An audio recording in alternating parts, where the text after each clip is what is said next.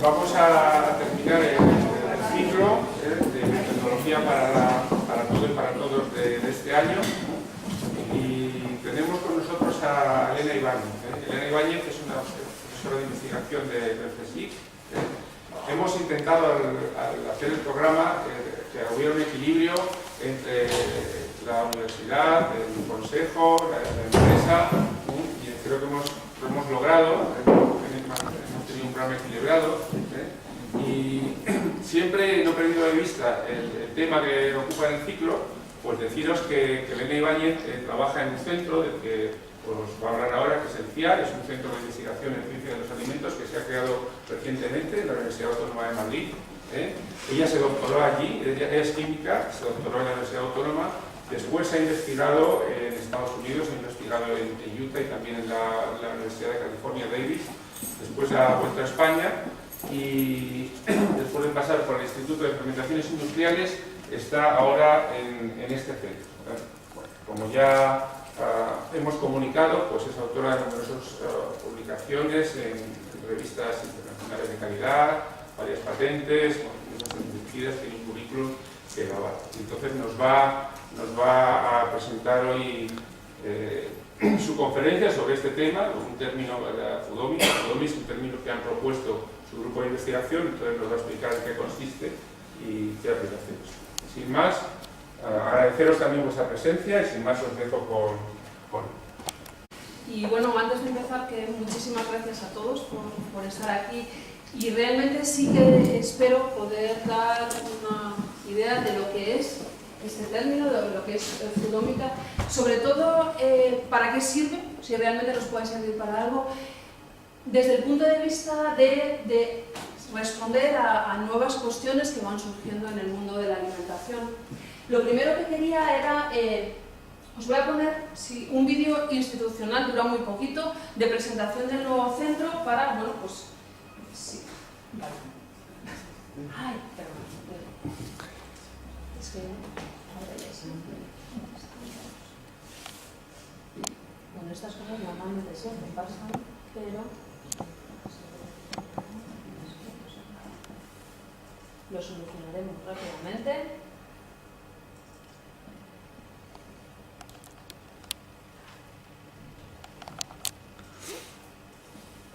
Ahora ya. Entonces, como os decía, ¿os lo oís? Este es nuestro nuevo edificio, es un edificio construido recientemente. De hecho, nos trasladamos allí en septiembre de este año, o sea, es un edificio muy reciente. Es un instituto mixto entre la Universidad Autónoma de Madrid y el Consejo Superior de Investigaciones Científicas. Nuestra directora. No sé si se oye bien. Un poco. No sé si se puede subir. Que permiten un plantel interdisciplinar de especialistas en ciencia y tecnología de los alimentos y otras disciplinas relacionadas como la química, bioquímica, microbiología, farmacia, ingeniería y nutrición. Es un edificio muy moderno. Tiene una planta piloto de innovación alimentaria. Tenemos una planta piloto. Instalaciones con una planta de extracción con fluidos supercríticos que permite la obtención y introducción de alimentos. También, a su vez, contamos con técnicas instrumentales avanzadas y plataformas analíticas modernas que contribuyen al progreso científico sobre la caracterización, estructura y función de los alimentos y su relación con la salud. Y en nuestras instalaciones también contamos con laboratorios que nos permiten realizar ensayos de actividad biológica que permiten demostrar funciones biológicas de los alimentos relacionadas con la salud o la prevención de enfermedades como por ejemplo el cáncer, algunas enfermedades neurodegenerativas como el Alzheimer o patologías cardiovasculares y la función gastrointestinal. Pues es una fotografía de algunos de los laboratorios que tenemos. A su vez, contamos en nuestras instalaciones con laboratorios de microbiología con un nivel de contención P2 que nos resultan muy útiles para la demostración de actividades biológicas y el trabajo con microorganismos que conforman la microbiota humana.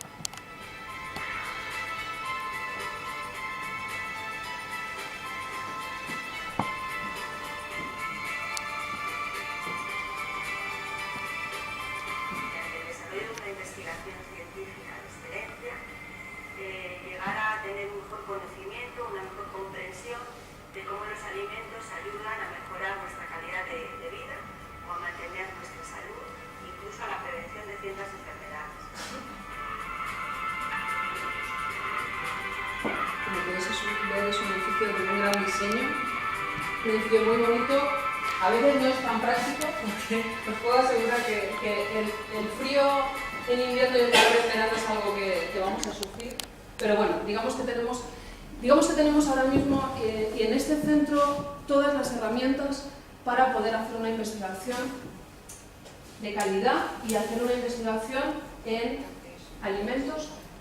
Y un poco las preguntas que os planteaba es, voy a intentar a lo largo de esta charla contestar a la pregunta de ¿qué es Foodómica? Sobre todo para qué sirve y cómo nos puede ayudar a afrontar estas nuevas necesidades, nuevos retos y nuevas respuestas que estamos de alguna manera buscando en estos alimentos del futuro. Cuando hablamos de las ómicas, ¿no? O sea, la era ómica, bueno, pues la era ómica que realmente tiene su culminación con la secuenciación del genoma, la secuenciación completa del genoma humano en el año 2003, realmente lo que nos ofrece es una posibilidad, otra manera de ver las cosas, digamos. Es otra manera de integrar la información.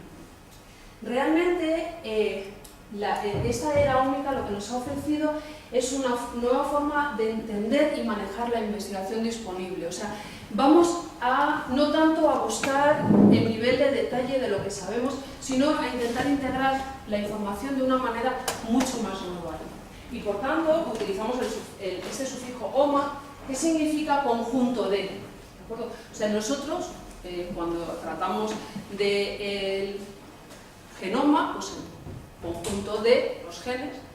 Cuando hablamos de foodómica, hablamos de las técnicas que están relacionadas con food o con alimentos. Realmente de esta aproximación se ha llevado a cabo, y yo creo que para mí es una de las partes más importantes que nos ha dado esta era ómica.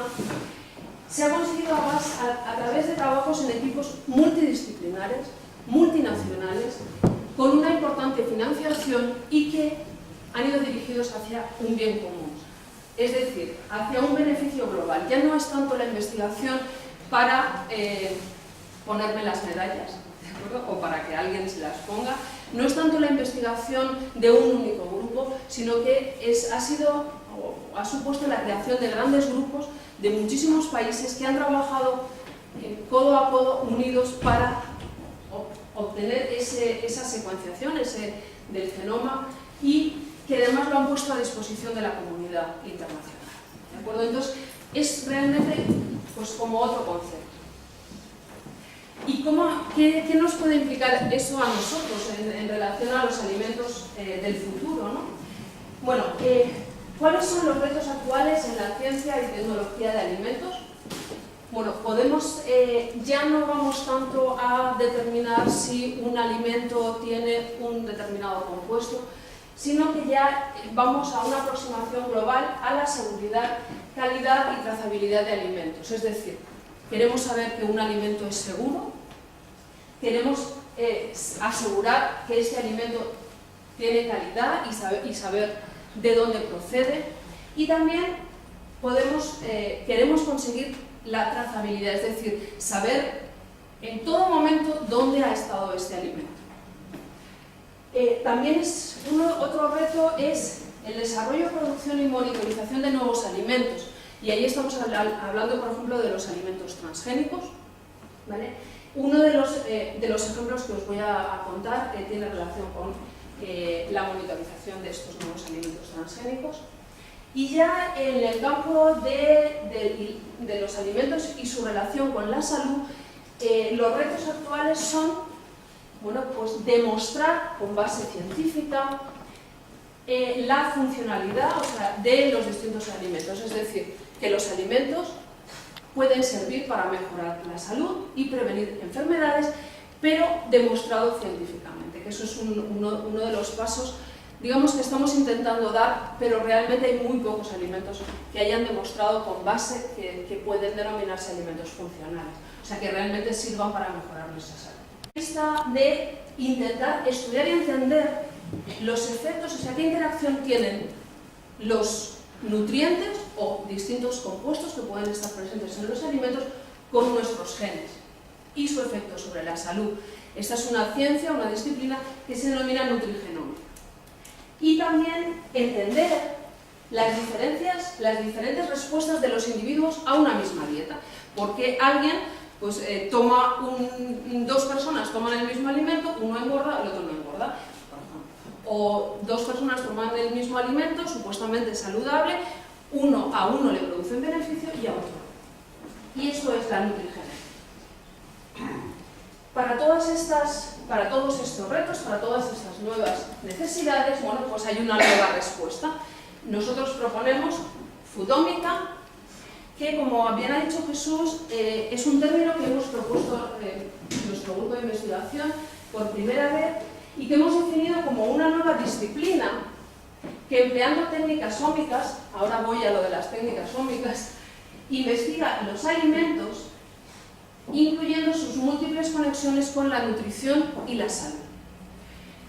El interés de esta disciplina coincide con la tendencia en medicina y biociencias hacia la prevención de enfermedades futuras. Digamos que uno de los objetivos del milenio para la Unión Europea, por ejemplo, es tener una población más longeva, pero también más sana. Es decir, que la vida que tengamos, bueno, sea más sana. Y eso lo debemos conseguir no solo con medicamentos, sino digamos que ahora una de las tendencias es conseguirlo a través de una alimentación. De tal manera, bueno, pues Foodómica, en el fondo lo que pretendemos es conseguir esto, o sea, este estudio, llevar a cabo este estudio para mejorar el bienestar y la confianza de los consumidores y también para asegurar el cumplimiento de la ley.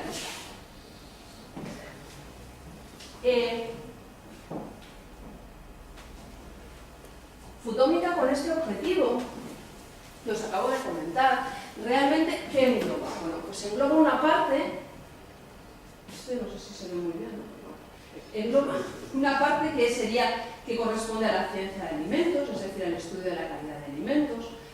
También engloba parte de nutrición, de estudios epidemiológicos, estudios de seguridad alimentaria, su intersección con otras herramientas para el estudio de nutrigenómica, nutrigenética, el desarrollo de alimentos, de distintos tipos de alimentos. Otras herramientas como la bioinformática, que es la que nos permite integrar toda la información de la que obtenemos, y ensayos de toxicidad, ensayos in vitro, es decir, con placas, ensayos in vivo, con animales, y ensayos clínicos, con humanos, y todo eso también unido a las técnicas ómicas. Para empezar, algunas definiciones, simplemente para que luego podamos seguir mejor. Nutrigenómica es la ciencia que estudia la interacción de los nutrientes con los genes. Es decir, se conoce que hay muchos genes, que su expresión, o sea, la forma en que esos genes se expresan y los compuestos que pueden sintetizar, depende del ambiente, ¿de acuerdo? Y una parte fundamental del ambiente es la dieta. De tal manera que la expresión de estos genes y su interacción con la dieta puede, pues, hacer que el equilibrio entre la salud y la enfermedad se decante hacia un lado o hacia otro. Desde el punto de vista de la nutrigenética, eso es lo que os comentaba, de básicamente la distinta respuesta de los individuos a la dieta en función de sus variaciones específicas en el genoma. Básicamente es lo que se entiende por nutrición personalizada o dieta a la carta, es decir, en función de tus genes y en función de las variantes genéticas tú vas a poder tomar un tipo de alimento u otro. Y el objetivo fundamental de la nutrigenética es generar estas recomendaciones específicas sobre la dieta que debe tomar el individuo en función de su código genético, básicamente. Un ejemplo, una enfermedad conocida como la fenilcetonuria, que es una enfermedad monogénica, o sea, que está determinada por un gen, que realmente, ¿qué es lo que sucede? Bueno, pues aquellas personas que tienen una mutación en este gen, en este determinado gen que está localizado en este cromosoma, lo que no tienen es este enzima que es capaz de transformar la fenilalanina. De tal manera que si nosotros no lo podemos transformar, se puede producir un retraso mental. Esta ahora mismo es una prueba que se realiza a los niños nada más nacer, es la prueba del talón, la famosa prueba del talón. Una de las cosas que se mira es si el niño tiene esta mutación genética. Si el niño la tiene, ¿qué es lo que sucede? Si nosotros le damos una dieta normal, donde haya fenilalanina, que es este aminoácido, al final pues lo que vamos a obtener es un retraso mental. Pero si nosotros, sabiendo que está este gen, le alimentamos con una dieta baja en fenilalanina, lo que tenemos es que al final no se produce este retraso. Bueno, pues esta es una enfermedad monogénica de un único gen, así como, por ejemplo, la hipercolesterolemia, la intolerancia a la lactosa, la enfermedad celíaca, ¿vale? Y luego ya existen otras enfermedades multifactoriales donde intervienen muchos más genes, como las enfermedades cardiovasculares o la diabetes, el cáncer o la obesidad, que realmente son mucho más complejas de manejar. ¿Cómo puede influir un nutriente? O sea, si nosotros pensamos en un alimento, en un nutriente de un alimento, ¿a qué niveles puede interaccionar con un gen? ¿Vale? Vamos a verlo de una manera relativamente sencilla. La primera, o sea, nosotros tenemos un nutriente que puede interaccionar con el gen y lo puede hacer, lo primero, a un primer nivel, que sería a nivel de la expresión, es decir, en qué se traduce esta interacción, la primera expresión de esos genes, que sería a nivel de transcriptómica. Es la transferencia de información. ¿Qué hace este nutriente y de qué manera los genes responden a ese nutriente? Esto también puede estudiarse a un nivel de las proteínas que se generan. Esto ya se está quedando sin pila. Bueno, a nivel de las proteínas que se sintetizan basadas en esta información, y estamos hablando a nivel proteómico. Y finalmente también se puede estudiar a nivel de los metabolitos derivados de la actividad de estas. Composición global. Si nosotros vamos a tener esta idea global, y llegamos a conocer los mecanismos que están implicados en esta cascada, es como una cascada de información, al final tendremos también en nuestras manos los mecanismos que nos pueden permitir la prevención de estas enfermedades, si conocemos estos efectos. Las técnicas que se usan en foodómica, en la disciplina que yo aquí os estoy presentando, son básicamente, bueno, pues la genómica, transcriptómica, proteómica y metabolómica. Simplemente para que veáis, bueno, pues si estudiamos el transcriptoma, lo que estudiamos es la expresión de los genes en un momento determinado a través de los microarrays. Las proteínas las podemos estudiar con unas técnicas determinadas, una separación en 2 dimensiones y por exponencial de masas, no me voy a extender aquí. Y en relación a los metabolitos, por decirlo de alguna manera, los metabolitos son los compuestos que al final que están en el medio, los compuestos más pequeños, de menor peso molecular, que pueden estar en el medio como respuesta al metabolismo celular. O sea, metabolitos son, por ejemplo, cuando medimos el colesterol en sangre, por ejemplo, el HDL, el LDL, toda la glucosa, todo eso son metabolitos. También se pueden estudiar, hay distintas técnicas, hay distintas, digamos más que técnicas, lo que hay son distintas aproximaciones al estudio, al análisis de estos metabolitos. Gracias. Análisis de estos metabolitos. Y bueno, pues se pueden estudiar a través de la extracción, separación, detección, tratamiento estadístico e identificación. Al final, ¿qué es lo que nos interesa? Toda esta información, que ahora parece muy complicado, pero realmente toda esta información, si podemos recabar toda esta información, al final conseguiremos entender cuáles son los mecanismos, qué es lo que realmente está haciendo en un organismo, en unas células, un determinado núcleo. Y esa integración de la información es lo que se denomina biología de sistemas. Cuando hablamos de fluidométrica, podemos estar hablando de en la secuencia o podemos estar hablando de una de las partes, ¿de acuerdo? Como os voy a enseñar después. Estamos hablando de alimentos. Ya sé que puede parecer un poco raro, ¿vale? O sea, pero en realidad sí que estamos hablando de alimentos. Vamos a ver, lo primero, un ejemplo sobre los alimentos transgénicos. ¿Cuál sería la plataforma ideal para, plataforma de fluidométrica ideal para, bueno, perdonad el inglés, pero bueno, eso os lo voy a contar en un momento, la plataforma ideal para el análisis de un alimento transgénico.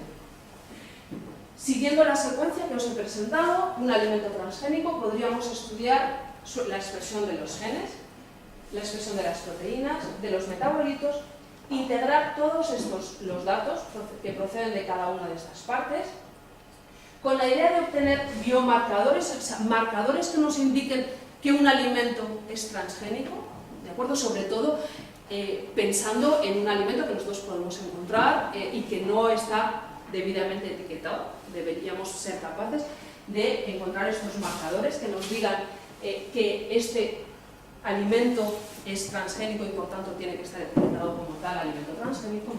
Y también es importante ser capaces de detectar aquellos efectos no intencionados, es decir, efectos que pueden producirse por la inclusión o por haber añadido un gen que no es propio del organismo. Este es uno de los ejemplos que os voy a contar. Es sobre el maíz transgénico, es el maíz BT. Este maíz BT se inserta en este maíz un gen que procede de esta bacteria, de este Bacillus thuringiensis. Se inserta por técnicas recombinantes en el genoma del maíz. Este bacillus, ¿qué es lo que hace? O sea, de forma natural, este bacillus lo que hace es producir una toxina y de hecho se utiliza como biocida, o sea, se utiliza y se echa en los campos de cultivo y es una toxina que se utiliza para matar estos insectos, estos taladros, que se comen y destruyen las cosechas.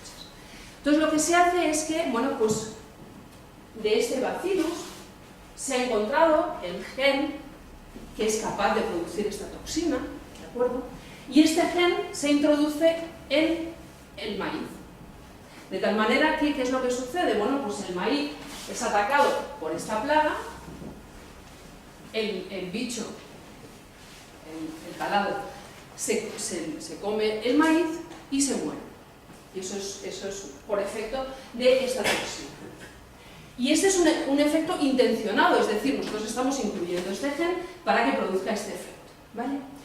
Pero, ¿y si estos nuevos genes producen otros efectos que no son esperados? Es decir, no siempre, o no sabemos, por lo menos no sabemos, si se pueden producir otros efectos no esperados. Realmente la EFSA, que es la European Food Safety Agency, recomienda el desarrollo de nuevos métodos basados en técnicas ómicas para detectar estos efectos no esperados, ¿vale? Pero este es un ejemplo muy claro y os voy a enseñar algunos resultados, pero también es importante desde el punto de vista de las nuevas generaciones de GMOs. O sea, las nuevas generaciones de GMOs realmente son aquellos organismos, aquellas pues, plantas o alimentos que se van a formar de tal manera que su composición en macronutrientes sea mejor, por ejemplo, desde el punto de vista de pues, que tenga una mejor composición en aminoácidos o un mayor contenido en ácidos grasos poliinsaturados, que todos sabemos bueno, pues, que tienen efectos en principio beneficiosos para la salud, o por ejemplo, uno de los ejemplos más típicos es el denominado golden rice, que es un arroz que está enriquecido con vitaminas, antioxidantes, para bueno, pues ayudar sobre todo a aquellas poblaciones que son grandes consumidoras de arroz y pues, pierden vitaminas porque no consumen otros vegetales. Entonces, el éxito de estos organismos de segunda generación, organismos modificados genéticamente de segunda generación, dependerá de contar con evidencias científicas sobre los beneficios para la salud de los consumidores, su equivalencia con variedades naturales y además de poder demostrar que no hay riesgos medioambientales. ¿Vale? Simplemente, aunque esto parezca muy complicado, hay una serie de técnicas que nosotros hemos utilizado, por ejemplo, en este estudio, en la que estábamos estudiando las moléculas pequeñas que se producen en los maíces y comparando un maíz transgénico con un maíz convencional, para ver si se producían algunas que pudiéramos pensar que tenían un efecto no intencionado, o sea, que podían influir, que no fueran realmente las que estaban asociadas con la presencia del gen. ¿Qué es lo que después de analizar y de utilizar esas técnicas, como la que os he puesto allí, donde realmente son técnicas donde se obtiene una gran cantidad de información, cantidades masivas de información, realmente pudimos llegar a diferenciar, lo veis aquí, podemos llegar a diferenciar las muestras que son los maíces que son transgénicos, los transgénicos que son los azules, respecto a sus propias líneas isogénicas, o sea, las propias líneas de maíces que no sean transgénicos. Un conjunto de moléculas pequeñas que había en estos maíces, realmente pudimos diferenciar entre unos y otros, ¿vale? Y veíamos que los metabolitos que estaban asociados preferentemente a estos alimentos transgénicos eran aquellos que estaban asociados con el metabolismo, por ejemplo, de algunos ácidos grasos. Entonces, claro, evidentemente dices, bueno, hay una diferenciación que no tiene que ver realmente con el efecto que se está buscando, que es la toxina. ¿Eso es malo o es bueno? No sabemos. ¿Eso es significativo? Realmente se han analizado pocas muestras, o sea, no podemos decir que eso es así directamente, o sea, que realmente podemos decir que se separan entre los dos grupos, pero no sabemos si eso es bueno, es malo o es indicativo de algo. De hecho, es un primer paso para seguir trabajando en ello. Cuando tienes una gran cantidad de información, al final muchas veces no sabes a dónde ir. Entonces, para ello, pues puedes utilizar algunas técnicas complementarias, por ejemplo, en este caso, pues, técnicas de electroforesis capilar, donde realmente bueno, pues somos capaces de asignar un compuesto determinado. Porque una cosa es tener toda la gran cantidad de información y decir, bueno, pues hay miles de compuestos. Y la otra es decir, bueno, pues no, realmente el que me interesa y el que realmente se diferencia entre unos y otros es este compuesto, entonces voy a buscar y a intentar identificar y saber cuál es. Bueno, pues seguimos hablando de alimentos y llegamos a la parte de alimentación y salud.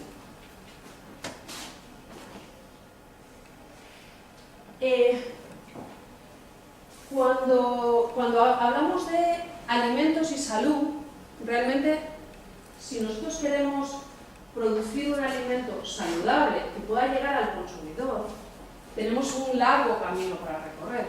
O sea, realmente estamos hablando, os pongo un caso, estamos hablando primero de aislar aislar aquel componente, aquel nutriente, aquel compuesto que pueda ser beneficioso, que nosotros creamos que pueda ser beneficioso, ensayarlo, o sea, demostrar in vitro, mediante ensayos en un tubo de ensayo, que tiene un efecto beneficioso, llevar a cabo estudios de toxicidad con estos extractos que obtenemos, llevar a cabo ensayos in vivo con animales, o sea, ver si efectivamente estos resultados de los ensayos in vitro tienen también su actividad in vivo. Se deben llevar a cabo finalmente ensayos clínicos para demostrar que esta actividad que se ha demostrado in vitro, después de haber demostrado que no son tóxicos, se ha demostrado en vivo y hay que demostrarlo con datos, con ensayos clínicos, y finalmente todo eso para llegar a conseguir ese alimento. Bueno, realmente hay muchos tipos de ensayos clínicos. Este podría ser uno.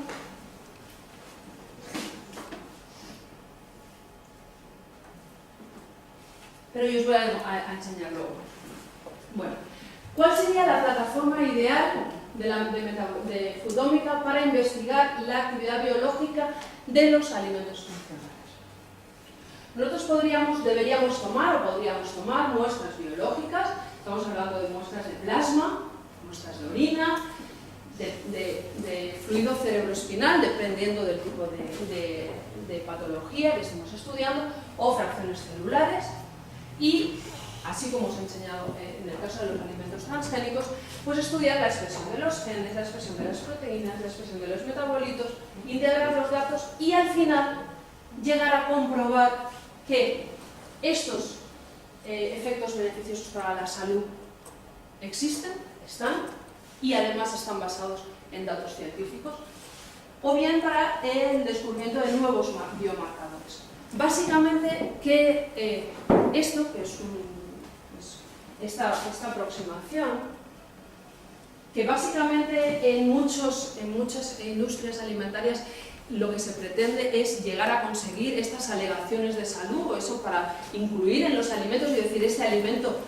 es bueno, puede prevenir, ayuda a prevenir el colesterol o ayuda a prevenir ciertas enfermedades. Realmente ahora mismo la agencia, la EFSA, la European Food Safety Agency, está echando para atrás casi todas las alegaciones que se presentan de salud, fundamentado en que no hay suficientes evidencias científicas. Casi todas las alegaciones, o sea, estamos hablando de un porcentaje de éxito igual de un 10%. O sea, la mayoría de las alegaciones que se están presentando en estos momentos están siendo rechazadas precisamente porque no hay evidencias científicas detrás. De tal manera que, porque realmente el camino es muy largo. ¿De acuerdo? Pero nosotros pensamos que, con esta plataforma que os presentamos aquí, podemos llegar a conseguir estos marcadores, estos indicadores, esta información que pueden permitirnos llegar a conseguir unas alegaciones de salud de un alimento. Ahora mismo tenemos estos 4 proyectos que tenemos en marcha, basados en el empleo de Foodómica para estudiar la bioactividad de nuevos ingredientes alimentarios funcionales. Estamos trabajando en colaboración con el Instituto Karolinska de Suecia, de Estocolmo, en un estudio sobre el Alzheimer, estudiando en muestras de fluido cerebroespinal. Básicamente lo que estamos haciendo en este estudio es, tenemos muchos tipos de muestras distintas, sin saber lo que es cada una, evidentemente ensayos, muestras para nosotros totalmente ciegas, y lo que estamos haciendo es estudiar los metabolitos, estudiar la composición, las moléculas pequeñas que están presentes en estos fluidos, para poder ver si encontramos un biomarcador, un marcador temprano de la enfermedad. Un marcador que permita, en un estadio más o menos temprano, poder decir que esta persona va a desarrollar el Alzheimer o no. Esto es una de las colaboraciones que estamos haciendo. Os voy a presentar también, este sí, un ejemplo de un ensayo clínico que hicimos en colaboración con el German Research Center de Múnich, el Hospital de la Paz de Madrid y la Universidad de San Pablo CEU, en relación a niños diabéticos, y otro estudio, que también os voy a enseñar algunos resultados, sobre el efecto de unos extractos de romero sobre el cáncer de colon. Este es el primero que os voy a contar. Y bueno, utilizamos en nuestro grupo, realmente trabajamos desde la obtención y extracción de los compuestos bioactivos a partir de fuentes naturales. Llevamos muchísimos años trabajando en romero y realmente es una fuente inagotable de compuestos y de bioactividades, es realmente impresionante. Llevamos desde el año, si no recuerdo mal, desde el año 96 y siempre seguimos, no dejamos de sorprendernos. Los extractos, digamos los extractos concentrados en compuestos bioactivos, los obtenemos con unas determinadas técnicas, y estos extractos enriquecidos en polifenoles, que realmente son los compuestos que parece que puedan estar relacionados con las actividades beneficiosas de esos extractos, se utilizan en estos cultivos celulares in vitro. ¿Realmente qué es lo que hacemos? Bueno, pues tenemos dos líneas celulares de cáncer de colon, la SW480, HT29. Bueno, básicamente tenemos estas dos líneas de cáncer de colon, ¿vale? Y entonces lo que hacemos es, se siembran por duplicado, y realmente lo que hacemos es utilizar estos extractos de romero en unas células que están tratadas con romero y otras que son de contacto. ¿Vale? Se dejan durante 24 horas y pues, posteriormente a estas muestras, a estas células, se lleva a cabo un análisis transcriptómico, proteómico y metabolómico. Realmente esto es un proyecto de investigación financiado por el Plan Nacional de Investigación del Ministerio de Ciencia e Innovación. Estamos ahora en nuestro tercer año y hemos tardado 2 años para empezar a tener información válida. Información válida que ahora estamos intentando integrar, pero realmente, estos son algunos de los compuestos que parecen que son los responsables de la actividad antioxidante, actividad antiinflamatoria y posible efecto antitumoral del romero. ¿Vale? Llevamos a cabo también ensayos in vitro, esto es en la Universidad de la Miguel Hernández de Elche, donde se veía, por ejemplo, en este extracto de romero 4, esto nos indica la proliferación, y donde realmente había una parada de una menor proliferación de las células, y aquí también, en los distintos tipos de células. Y lo que hicimos fue, pues las fracciones las pasamos de alguna manera por esta plataforma. Os voy a enseñar algunos resultados de la parte de transcriptómica, porque, como os decía, ahora tenemos resultados de la parte de expresión de proteínas y de metabolitos, pero la parte más difícil es la integración de todos los datos. O sea, realmente, para que cuadren todas las secuencias y realmente poder dar una explicación al final del efecto o no de esos extractos es bastante complejo. Simplemente, de una manera muy sencilla, os digo que estas células que están tratadas y las células control, se hizo en un servicio de análisis su análisis de microarray, de transcriptómica, y se observó, comparando una con otra, que había 600 genes que se habían modificado por el efecto de los extractos de romero. 600 genes. Realmente es una barbaridad, o sea, es una barbaridad. El primer objetivo es reducir el número de genes, o sea, no se puede trabajar con esa cantidad de información. Entonces existen técnicas estadísticas que nos permiten seleccionar aquellos genes que tienen una mayor importancia. ¿Vale? Realmente los genes que se inducen y que se reprimen los que más se inducen y reprimen, los pudimos reducir a 76. ¿Vale? Y estos, una vez llevamos a cabo el estudio de las funciones moleculares, es decir, estos genes en qué procesos biológicos están implicados, o sea, estos genes que estamos modificando por el efecto del extracto de romero, en qué funciones moleculares están asociadas. Bueno, pues gracias a... o sea, las cosas cuadran, realmente estos genes están asociados a la muerte celular, al crecimiento y a la proliferación. O sea, realmente estamos teniendo resultados de acuerdo a lo que esperábamos. ¿De acuerdo? O sea, realmente, porque evidentemente nosotros os enseñábamos nuestros ensayos in vitro, veíamos una disminución de la proliferación. Bueno, pues ahora realmente estamos viendo que esa disminución de la proliferación se debe a que estamos afectando de alguna manera a la expresión de esos genes que participan en la proliferación. Si hacemos el análisis funcional, vemos que está asociado al cáncer. Bueno, este es uno de los proyectos. Y por último os voy a contar este último proyecto. Como os decía el anterior, estamos todavía en marcha, o sea, estamos ahora integrando toda la información, porque una cosa es, bueno, tenemos la información parcial y ahora vamos a ver si eso cuadra y concuerda con los análisis de las proteínas, de los metabolitos y cómo podemos explicar todas las secuencias. Realmente eso es lo más difícil.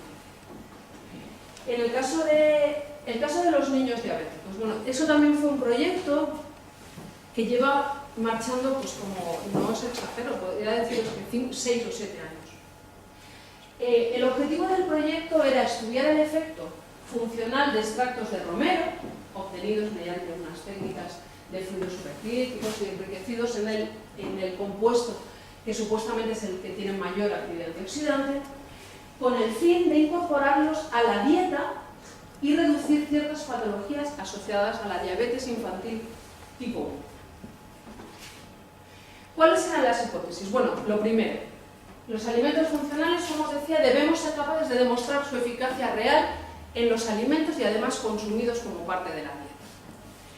Las hipótesis de partida eran, bueno, que la diabetes es un modelo acelerado de estrés oxidativo, es decir, la presencia de elevadas concentraciones de glucosa en el medio lo que hace es disminuir la capacidad antioxidante, es decir, digamos que, bueno, pues se generan estos radicales libres y los estudios clínicos hasta el momento indicaban un aumento en el nivel de los marcadores de estrés oxidativo en diabetes. ¿Eso al final en qué se traduce? Un aumento de niveles de marcadores de estrés oxidativo se traduce en que muchos niños que tienen diabetes a los 40, 50, 60 años pueden tener una serie de enfermedades o patologías asociadas, como pueden ser pues, ceguera, pueden ser una serie de enfermedades que están de alguna manera asociadas a este estrés oxidativo acelerado. Nuestra hipótesis era, bueno, que si nosotros si esto era cierto y aumentábamos la cantidad de antioxidantes, ¿vale? O sea, para capturar estos radicales libres que se generan en el organismo, vamos a introducir una mayor cantidad de antioxidantes en la dieta. ¿Cómo? Pues mediante la ingesta de nuevos alimentos funcionales enriquecidos con antioxidantes. Y lo que queremos ver es si esto puede ayudar a prevenir la aparición de enfermedades asociadas a estas situaciones de estrés oxidativo. La parte fudómica empezó con la evaluación in vivo, es decir, con animales, con ratas diabéticas, inducidas a ser diabéticas, de la actividad biológica del extracto de romero. Y básicamente, bueno, que estos parezcan muy complicados, en realidad no lo son, o sea, estos gráficos. O sea, lo que aquí tenemos es que aquí tenemos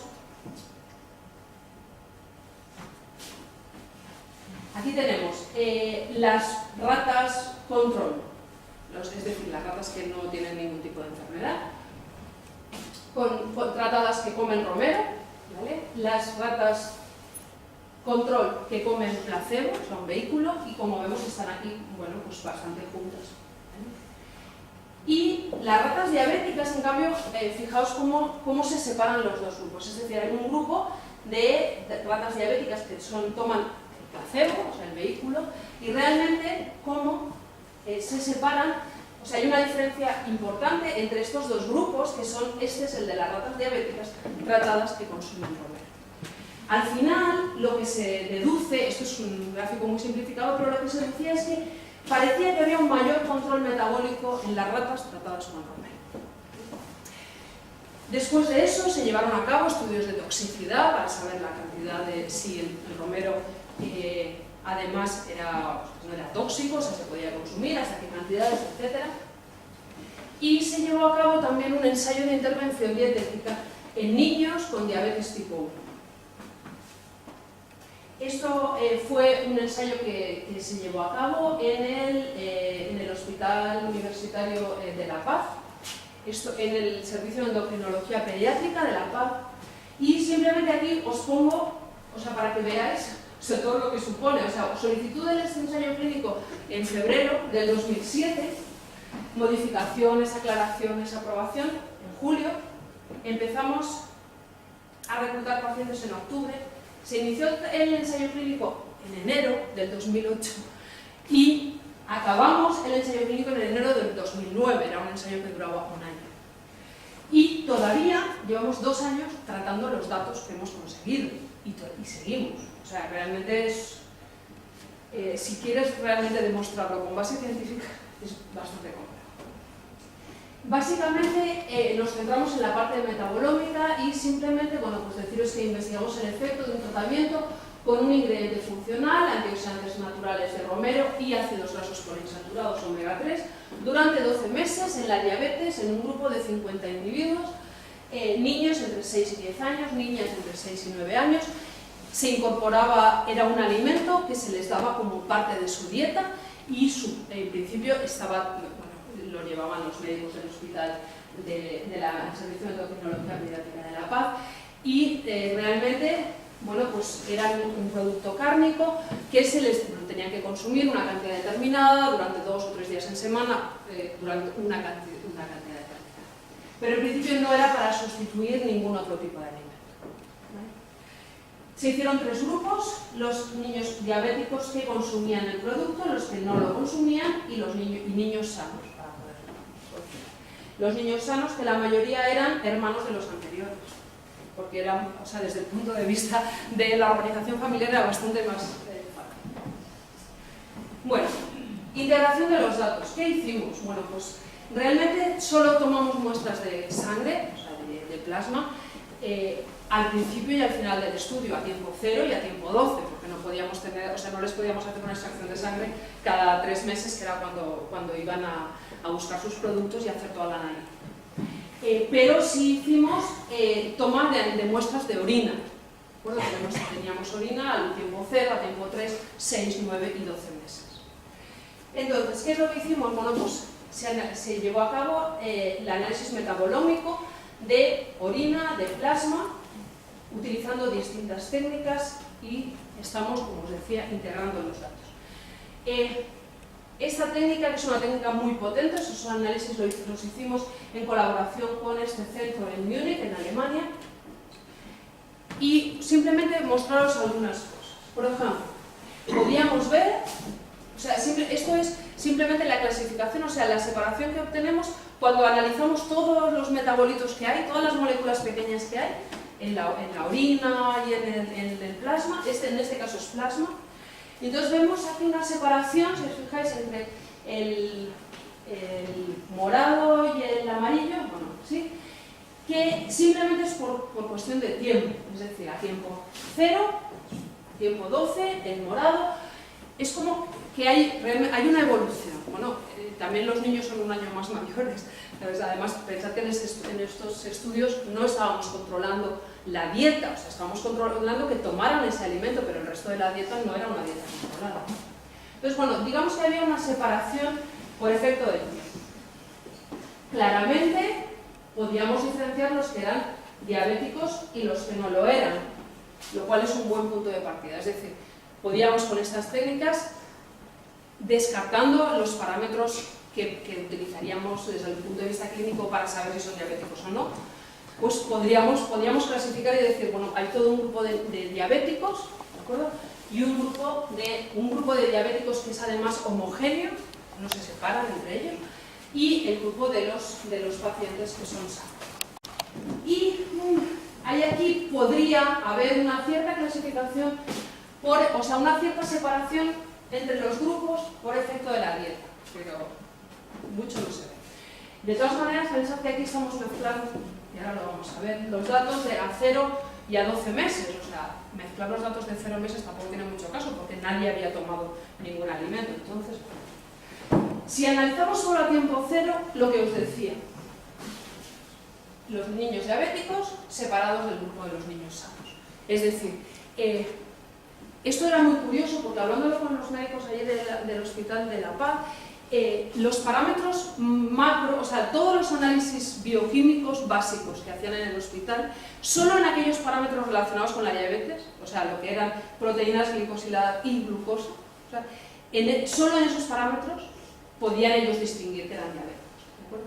Pero si nosotros quitábamos estos parámetros, todos los otros parámetros eran todos iguales para los niños. Pero nosotros, con el análisis de todos los metabolitos, podíamos diferenciar entre los grupos. Es decir, hay algo más.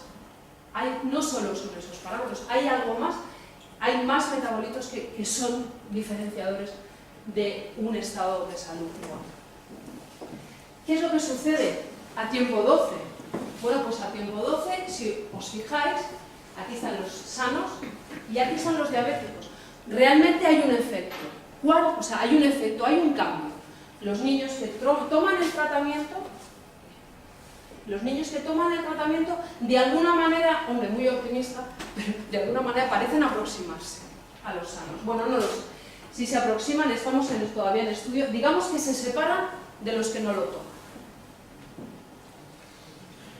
Si nos centramos solo en los niños diabéticos, porque realmente nos parecía que era mejor centrarnos solo en los diabéticos, tenemos una clasificación y la variabilidad, los datos, estos datos se pueden explicar. Una parte por el tiempo que han tomado el producto y un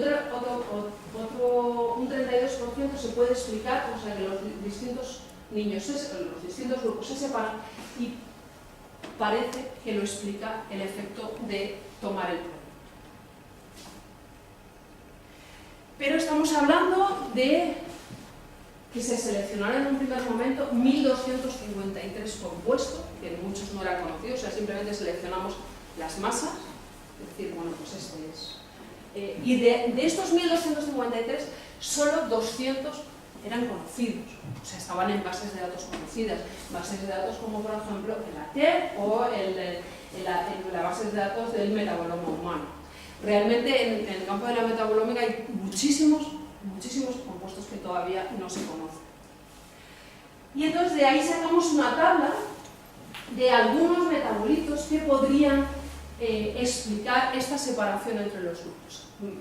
Metabolitos que estaban fundamentalmente relacionados con la presencia de ácidos grasos insaturados, que bueno, pues era realmente lo que estábamos dándole en la dieta. En la actualidad, como os digo, se estaba integrando la información obtenida de todo, o sea, de la orina, del plasma, de las distintas tecnologías, de las distintas técnicas, para validar estos resultados y quizá poder proponer algunas rutas metabólicas por las que se está produciendo este efecto. Bueno, yo lo que espero es haber podido demostrar que Futómica puede ser una aproximación válida para afrontar y resolver nuevos retos en la ciencia y la tecnología de alimentos y nutrición. Porque aunque parece que hayamos llegado a que los pájaros estén suspendidos en el aire porque tenemos una tecnología sin cable, yo realmente lo que creo es que pues, esta alimentación del futuro sí que está en marcha, ¿no? Aunque efectivamente faltan más estudios, ¿no? Faltan estudios que nos permitan identificar los genes que están relacionados con desórdenes complejos. Que seamos capaces de la información que obtengamos plasmarla luego en educación nutricional, en el consumidor. falta más investigación en nuevos alimentos, estudios sobre el desarrollo de nuevos alimentos funcionales para obtener dietas personalizadas en función del perfil genético de cada uno. Y también hace falta el desarrollo de nuevas herramientas de análisis y, sobre todo, de nuevas plataformas que nos permitan entender el significado biológico de los resultados. O sea, ahora mismo hemos llegado a tener muchos resultados y no saber ponerles un punto final, ni saber decir, bueno, en realidad qué es lo que está pasando. Entonces, en la parte de la biología de sistemas y de la bioinformática es algo que yo creo que en este país carecemos y, bueno, pues espero que realmente se desarrolle para que, por lo menos, podamos ver, llegar a tener pues esa información que nos permita transmitir al consumidor, todas las investigaciones que estamos haciendo. Yo creo que además, a pesar de la crisis, es preciso continuar investigando, por supuesto, y yo creo que la tendencia es generar consorcios multidisciplinares, o sea, ya no vale solo el que trabaja en ciencia de alimentos, sino que además tenemos que unirnos con los médicos, con los bioquímicos, con los biólogos, con los químicos, con los informáticos y con todos para llegar, y además un enfoque multidisciplinar, multinacional a ser posible, para conseguir, bueno, pues ¿qué? Pues lo que os decía, una nutrición personalizada y esperemos en un futuro una nutrición comunitaria, de tal manera que la alimentación pueda ofrecerse como un servicio, como un servicio de prevención primaria. Tú vas al médico y te dice, usted tome esto y va a vivir mejor y más. Pues maravilloso. O sea, yo creo que podemos llegar a conseguir esto. También podemos llegar a conseguir detectar biomarcadores o desarrollar biomarcadores que nos permitan trazar los alimentos, es decir, si estos señores están comiendo ancas de rana, deberían saber de dónde proceden estas ancas de rana y toda la vida que han tenido, que nos permitan detectar la autenticidad de dónde procede y que nos permitan también determinar la presencia de contaminantes multiresiduos en nuestros alimentos, es decir, no solo lo que es bueno en nuestros alimentos, en lo que debemos mejorar, los nutrientes, sino también lo que es perjudicial y lo que puede ser dañino para la salud, fundamentalmente para prevenir además incidentes como el que pues, recientemente ha ocurrido en Europa. Finalmente, agradecer, este es nuestro grupo de investigación. Aquí, bueno, pues la gente que ha realmente intervenido en este trabajo, los trabajos que os he mostrado no los he hecho yo ya no puedo trabajar en el laboratorio, por desgracia, pero la gente joven que tenemos, bueno, pues dirigida por nosotros, está haciendo este trabajo.